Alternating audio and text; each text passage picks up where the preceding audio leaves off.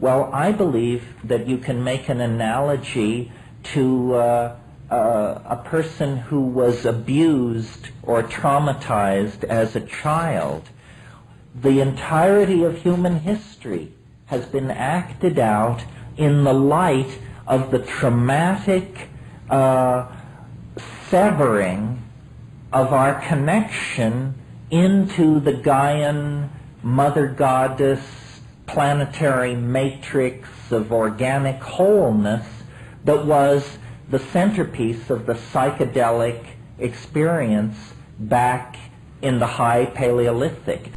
The name Atlas, like the Atlantic Ocean, is derived from the god Atlas, who famously bears the weight of the world on his shoulders.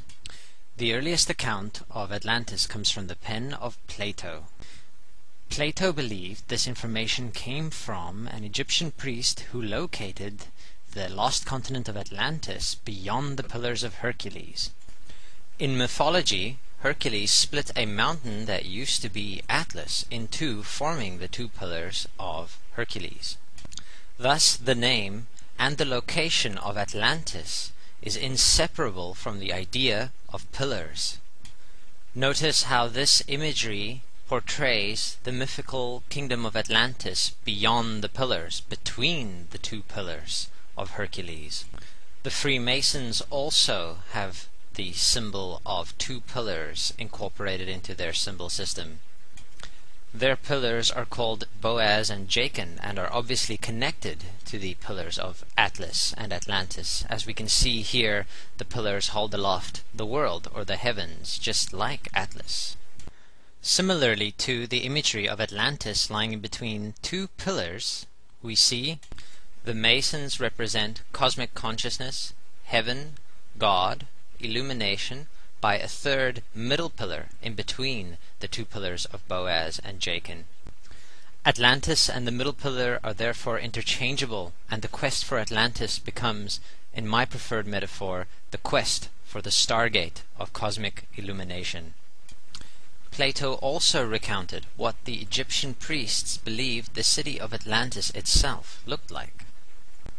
It was said to be arranged in concentric circles of alternating land and water. The concentric circle or bullseye design is often associated with stargates.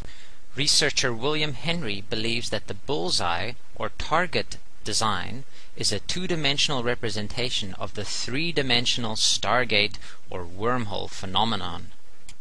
Having the concentric circles of Atlantis so closely associated with water reminds us of another name for the stargate, the water door, and leads us to believe that the stargate and Atlantis are inseparable and might indeed be metaphors for each other.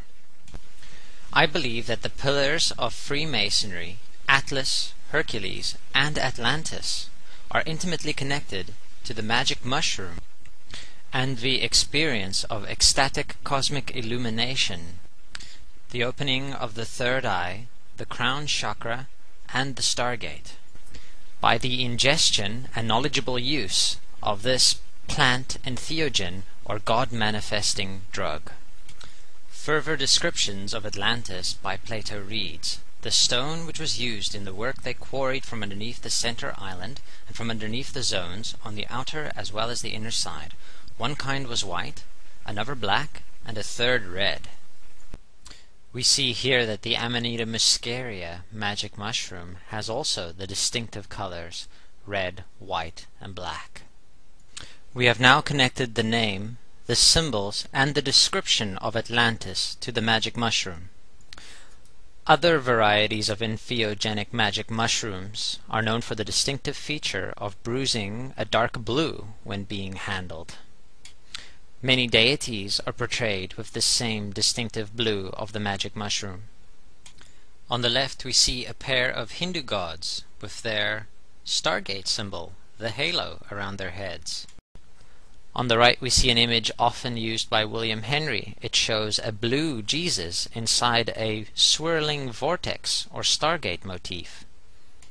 This Egyptian wall relief shows Osiris portrayed with the dark blue coloration of the magic mushroom.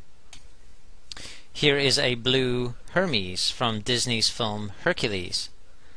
Hermes is the Greek version of the Egyptian god Thoth, and we can see him holding his distinctive caduceus, snake coiling around a rod, symbol.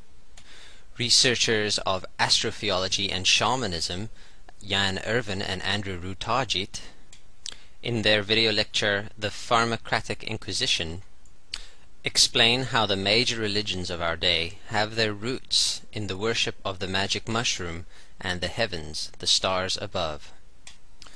The caduceus can be viewed as a diagram of what happens when one ingests the magic mushrooms and uses them properly.